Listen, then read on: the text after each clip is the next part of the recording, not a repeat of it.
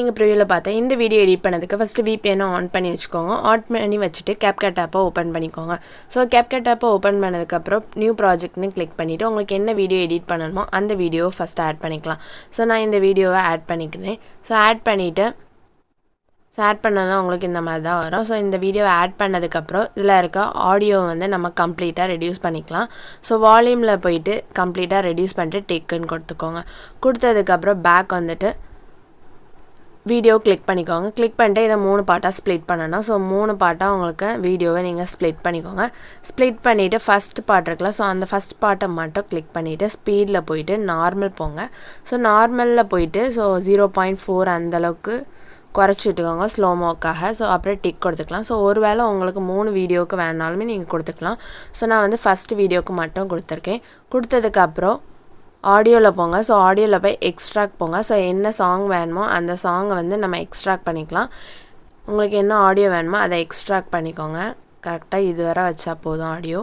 So audio extract பண்ணியாச்சு. அதுக்கப்புறம் back வந்துக்கோங்க. Back வந்துட்டு எஃபெக்ட் போங்க, வீடியோ எஃபெக்ட் போங்க. ஸோ உங்களுக்கு வந்து ஃபஸ்ட்டு வந்து ஒன்று ஹாலோ பிளர் இல்லைனா டைமண்ட் ஜூம் இருக்குல்ல, ஸோ அதில் ஏதாவது ஒன்று கொடுத்துக்கோங்க. ஸோ நான் டைமண்ட் ஜூம் கொடுத்துருக்கேன். ஏதாவது ஒரு பிளர் தான் யூஸ் பண்ணணும்.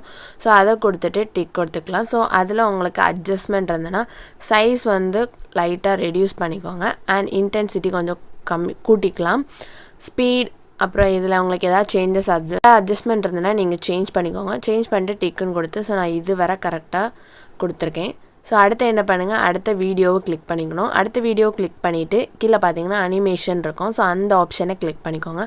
அதில் என்னன்னு இருக்கும், ஸோ அதில் வந்து ராக் வெர்டிக்கலி அப்படின்னு இருக்கும். ஸோ அதை கொடுத்துட்டு டிக்குன்னு கொடுத்துக்கோங்க.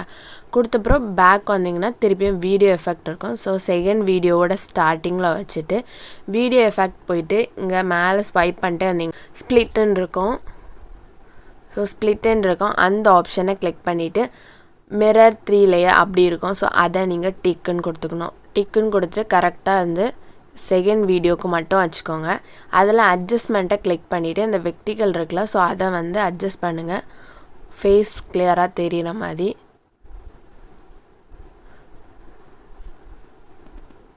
ஸோ கரெக்டாக நான் செகண்ட் வீடியோவுக்கு வச்சுட்டு டிக் கொடுத்துட்டேன். அடுத்த தேர்ட் வீடியோ கிளிக் பண்ணிக்கோங்க. கிளிக் பண்ணதுக்கப்புறம் கீழே பார்த்தீங்கன்னா அனிமேஷன் ஆப்ஷன் இருக்கும். அதை கிளிக் பண்ணிவிட்டு ஸோ இதில் வந்து ராக் ஹாரிசாண்டல் அதை கொடுத்துக்கோங்க. கொடுத்துட்டு டிக்குன்னு கொடுத்துக்கோங்க. திருப்பி பேக் வந்தீங்கன்னா பாடி எஃபெக்ட்டுன்னு இருக்கும். ஸோ வீடியோ எஃபெக்ட் போகக்கூடாது, பாடி எஃபெக்ட்டுன்னு போனீங்கன்னா இல்லை கிளிட்டரிங் லைன்ஸ் அப்படின்னு இருக்கும். ஸோ அதை நீங்கள் கிளிக் பண்ணிக்கோங்க. கிளிக் பண்ணிவிட்டு கீழே பார்த்தீங்கன்னா நிறைய ஆப்ஷன் இருக்கும். இதில் என்வெலப்பிங் லைட்டனிங்னு இருக்கும். ஸோ அதை தான் கொடுக்க போகிறேன் இன்றைக்கி. ஸோ அதை கொடுத்துட்டு டிக்குன்னு கொடுத்துக்கோங்க. ஸோ இதை கரெக்டாக தேர்ட் வீடியோவுக்கு நான் வச்சுக்கிறேன். ஸோ தேர்ட் வீடியோவுக்கு நான் வச்சுட்டேன். தேர்ட் வீடியோவுக்கு வச்சுட்டு அட்ஜஸ்ட்மெண்ட்டை கிளிக் பண்ணிக்கோங்க. அட்ஜஸ்ட்மெண்ட்டை கிளிக் பண்ணிட்டு சைஸை வந்து கொஞ்சம் சின்னதாக்கிக்கலாம். ஸோ ஏன்னா கரெக்டாக நம்ம பாடி ரொட்டேட் ஆகி வர மாதிரி, ஸோ பாடி பக்கத்தில் வர மாதிரி லைட்டாக அட்ஜஸ்ட்மெண்ட் பண்ணிக்கலாம். அடுத்தது கலர். ஸோ கலர் கூட நீங்கள் வந்து அட்ஜஸ்ட் பண்ணிக்கலாம். ஸோ உங்களுக்கு என்ன கலர் வேணுமோ அதை கூட கலரை வந்து கம்மி பண்ணிவிட்டு கலரை வந்து சேஞ்ச் பண்ணிக்கலாம்.